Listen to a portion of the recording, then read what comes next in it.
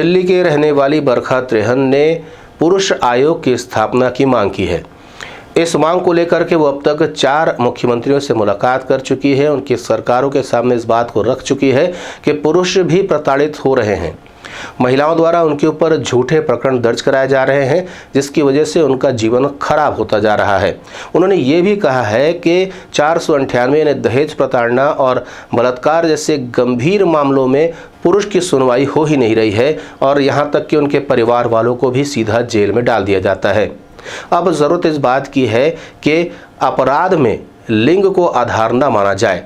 उनका कहना है कि कानून सबके लिए समान होना चाहिए। ऐसा नहीं है कि मात्र आरोप लगा देने पर पुरुष की गिरफ्तारी हो सके। उन्होंने कई ऐसे प्रकरणों का हवाला दिया जिसमें बताया कि महिलाओं द्वारा बलात्कार की झूठी शिकायतें करा दी जाती हैं, जिसके बाद पुरुष अपना गोल्डन पीरियड यानी जिसमें वो सबसे ज़्यादा कमाई कर सकता था वो पूरा जेल में गुजारने में मजबूर हो जाता है और उसके बाद जब उसे इंसाफ मिलता है तब वो जो गुजरा हुआ वक्त है वो वापस नहीं आता। वहीं 498 धारा को लेकर के भी उन्होंने इसे उद्योग कहा है। उनका कहना है कि वे ऐसी कई महिलाओं को जानती हैं जो 17 शादी कर चुकी हैं और सबसे कंपनसेशन में करोड़ों रुपए ले चुकी हैं।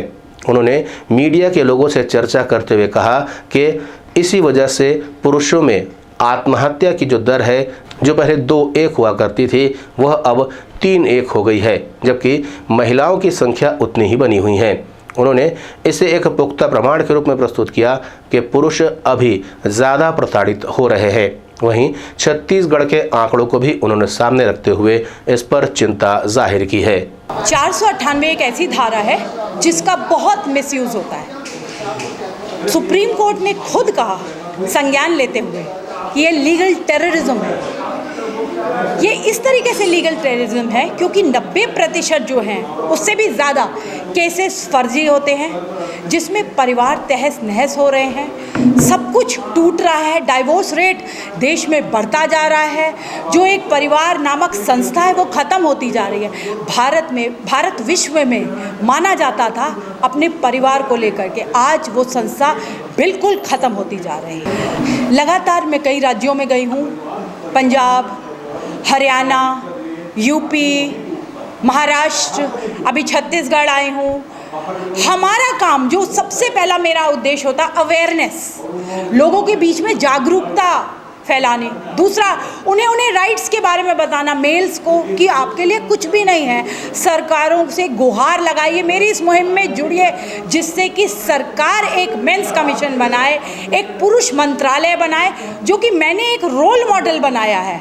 लेकिन मैं कितनों की मदद कर सकती हूँ? पुरुष आयोग नामक जो मेरी संस्था है, मैं कितनों की मदद कर सकती हूँ? मेरे पास 4 हैंडल्स हैं, एक ट्विटर है सोशल मीडिया, एक फेसबुक, इंस्टाग्राम और यूट्यूब। चारों पे लगातार मैसेजेस आते रहते हैं, हेल्पलाइन नंबर भी है, उस पर भी मैसेजेस आते रहते हैं। लेकिन हम कितने लोगों की मदद कर सकते हैं? सरकार को आगे आना चाहिए। हम लगातार गुहार लगा रहे हैं, पेड़ पौधों के लिए मंत्रालय है, महिलाओं के लिए, बच्चों के लिए, जानवरों के, सबके लिए, लेकिन पुरुषों के लिए इस देश में कोई मंत्रालय नहीं। यहाँ तक कि कीड़ों मकोड़ों के लिए भी मंत्रालय, उनकी भी अहमियत है।